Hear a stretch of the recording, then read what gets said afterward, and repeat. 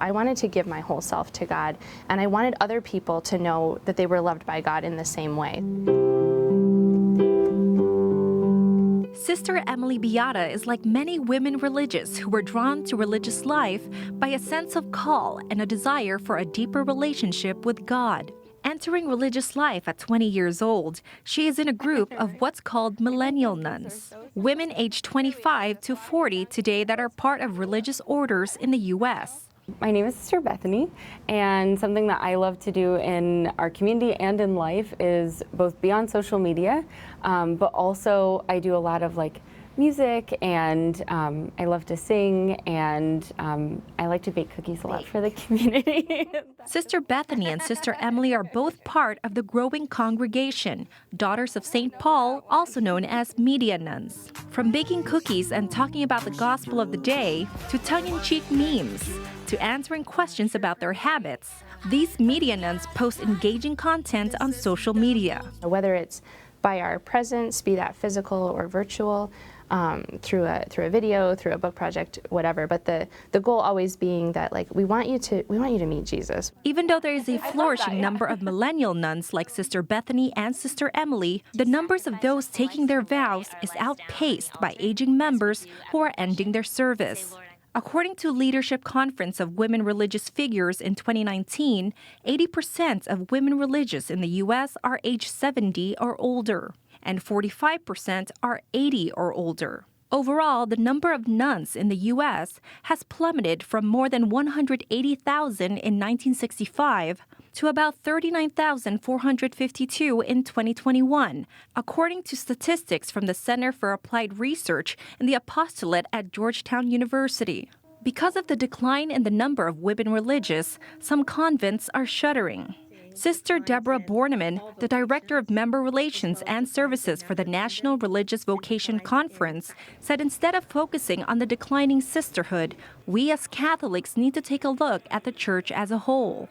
There has been a 68% decline in the number of sisters since 1980, 68%. And at the same time, there's been a 72% decline in the number of women and men getting married in the church. What's happening that we're not noticing together as church? How do we invite women and men to discernment, whether that's in marriage, whether that's in religious life, diocesan priesthood? According to a special report from CARA from 2014, an investigation into religious institutes reveals that these sharp declines in membership occurred after an extraordinary period in the Catholic Church from 1962 to 1965. This period, known as the Second Vatican Council, began with Pope St. John XXIII calling for aggiornamento, or bringing up to date, of the Church. The number of sisters in the U.S. peaked in 1965 at 181,421 sisters. A sister who entered religious life at the age of 25 in 1965 would be 82 years old today. As stated in a research blog for CARA, we are unfortunately seeing the passing of this extraordinary generation of women. Borneman said newcomers are often inspired by the women who came before them. Quite frankly, I'm not worried about the future because I see so many sisters who have lived this life faithfully over the past several years. And I point to them with excitement to say, I'd like to try to live my life like they have done. The NRVC is an organization of vocation ministers consisting of 976 members from 286 religious institutes and dioceses. According to their data, most women entering religious orders are anywhere from 28 to 49 years of age and are already well educated. Based on an analysis of annual reports from CARA, from 2015 to 2018, an average of 211 women entered religious life each year in the U.S. Last year, 136 women entered religious life. While there may not be an abundance of new vocations to religious life at this time, it is important to recognize that women continue to be called to this way of life.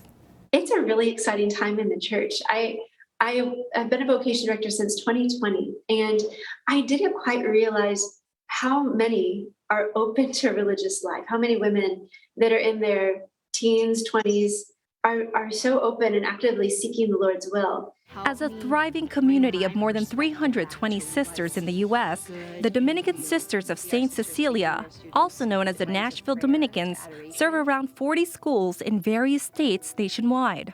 Sister Mara Grace, who entered at 20 years old after attending 2 years of college, said community life and finding true peace are what attracted her most. She has no doubt other young women like her would continue to answer God's call. Living in love with the Lord, that's the most effective way of getting young people to consider religious life as an option. The Lord is with you, that He is the one that calls. And so when we make ourselves present to Him, He takes care of it. According to NRVC, entrants are significantly influenced by a sense of call and/or encouragement of family or a member of a religious institute. Based on their research, women and men are nearly twice as likely to consider a vocation when encouraged by another person. Interestingly, the internet is the third highest way an entrant first becomes acquainted with their religious institute. Sister Bethany, who has more than 23,000 followers on Instagram, receives direct messages all the time from young women who are interested in religious life. I see people curious, and I see people searching, and they're searching for something, and they're searching for something greater. My Instagram DMs are a lot of young women being like, "Sister, how can I find out more?" Or, "I have a question," or "Can you pray for me? I'm trying to figure out what God wants with my life and what He wants me to do." God is still working in the midst of statistics, in the midst of all the things. God is still at work. Rosal Regis, EWTN News in Depth. Yeah.